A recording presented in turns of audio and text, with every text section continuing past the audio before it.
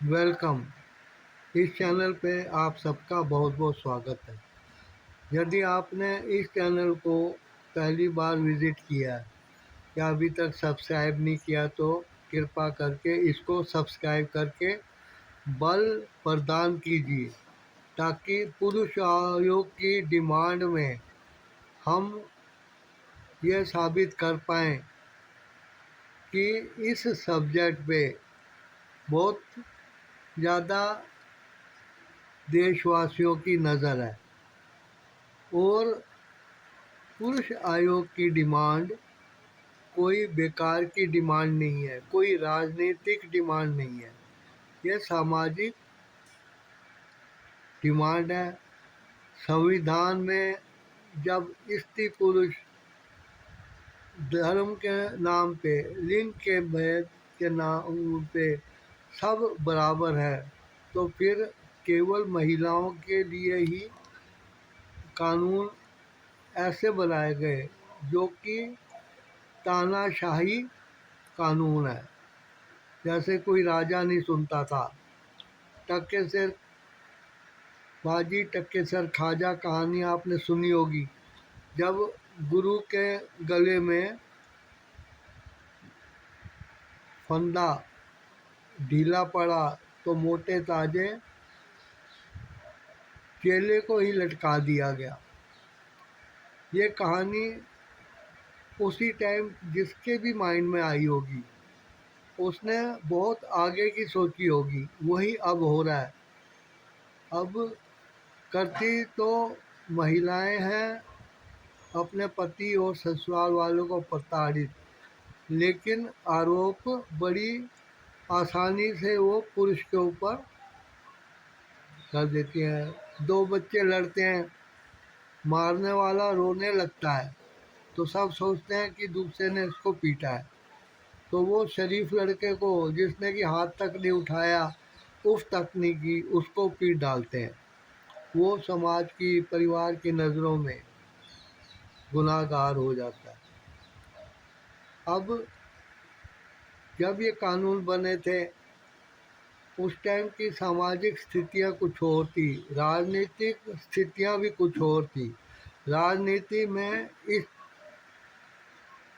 Time की demand थी एकता, लेकिन अब जैसे अंग्रेज़ों ने सिखाया कि फूट डालो और राज्य करो, इसीलिए ऐसे कानून बने हुए हैं कि स्त्री पुरुष में, पति पत्नी में ही फूट पड़ जाए। अब क्या जो झगड़े आजकल होते हैं परिवारों में, क्या वो पुराने ज़माने में नहीं होते थे? मुग़लों के टाइम भी होते होंगे, राजपूत राजाओं के टाइम भी होते होंगे, उसके बाद अंग्रेज़ आए उनके टाइम भी हुई, उसके बाद भारत स्वतंत्र हुआ और सरकारें बनती रही, तो ये क्या परिवार में तब शांति भंग होनी शुरू हुई थी। लेकिन उस टाइम की स्थिति ये थी कि स्त्रियों को ज़बरदस्ती सती प्रथा का शिकार बना दिया जाता था। ज़बरदस्ती उनको विधवा आश्रम में भेज दिया जाता था जहाँ उनके साथ बहुत गलत बातें होती थी, जिनका जिक्र करते ही रूह कांप जाएगी। और पुरुष जो थे, पुरुष प्रधान समाज होने के कारण यही समझा जाता था कि ससुराल वाले अपने घर में आई हुई नई बहू को बात बात पे ताने देते हैं, करते हैं। एक तो केस आए होंगे तो ये कानून बन गया। अब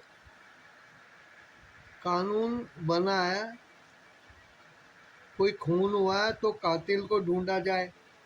अब कातिल को हजार लोगों को जेल में डाल के नहीं ढूंढा जा सकता है। अब महिलाएं भी बहुत भली है, बहुत बुरी भी है, पुरुष भी बहुत भले हैं और बुरे भी हैं। तो तुरंत गिरफ्तार कर लेने वाला जो सिस्टम है, इसको बंद किया जाए। तो पुरुषों के प्रति थोड़ा सा अन्याय घट जाएगा। पहले पूरी जांच हो, फिर कानून का फैसला है कि इस पुरुष को, उसके माँ बाप को, भाई बहन को, रिश्तेदारों को गिरफ्तार कर दिया जाए और 10 साल की सज़ा दी जाती है या उम्र कैद, फांसी दी जाती है। उस टाइम आना चाहिए। ये नहीं है कि बेगुनाह को उठा के जेल में डाल दिया। अब वो जेल में डाल दे तो परिवार के हाथ कट जाते हैं। वो पुरुष नाकारा हो जाता है। वो ना तो किसी वकील के पास जाके मिल सकता है, ना इनकम कर पाता है, नौकरियां तक चली जाती है।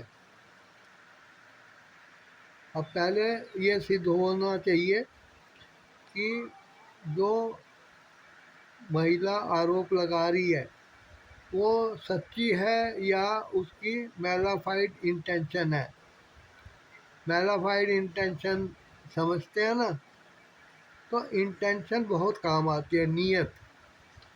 आ कौन अभी कोई आदमी भीख मांगने के लिए आपके कमरे में आ जाए तो उसकी नीयत भीख मांगना होता तो दरवाजे पे रहता, लेकिन घर के अंदर घुस के अगर वो भीख मांग रहा है तो उसकी नज़र तो चारों तरफ पड़ेगी कि कहाँ कोई मोबाइल, रेडियो, टेप रिकॉर्डर या घड़ी या कोई ऐसे आइटम पड़ी है जिसको कि वो हथिया सके।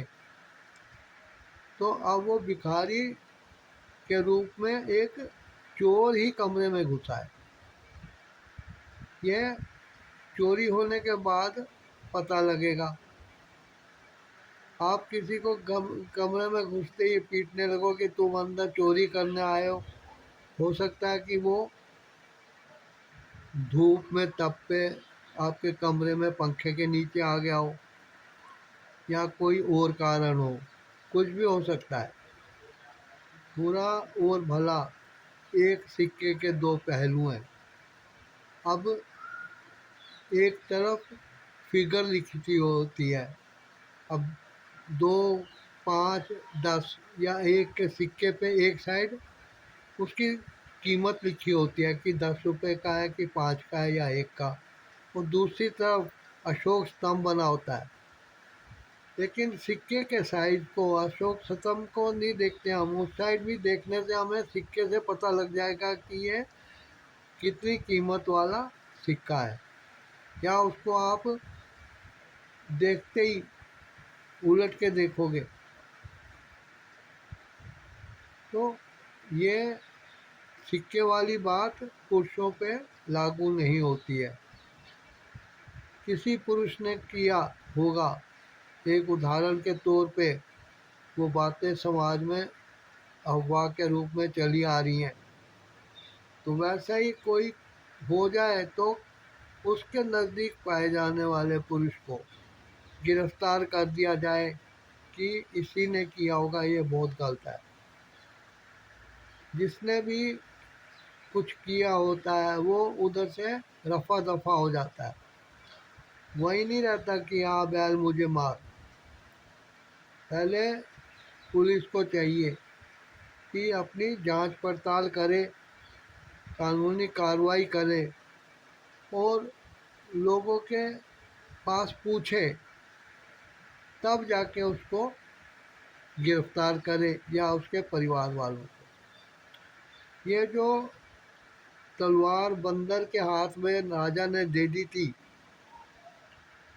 अपना समझ के, लेकिन उसने मक्खी को मारने की नीयत से राजा की नाक ही उड़ा दी। तो ऐसा नहीं होना चाहिए। अब 10-15 साल के बाद पता लगेगा कि पुरुष निर्दोष है तो क्या उखड़ जाएगा। कोई उसके जीवन के सुनहरे साल वापस कर सकता है। उसने जो कुछ सहा वो वापस आ सकता है। हो सकता है इस हादसे से उसके परिवार में कोई इस ही लोक को त्याग कर परलोक ही सिधार गया हो तो क्या उसे वापस लाया जा सकता है।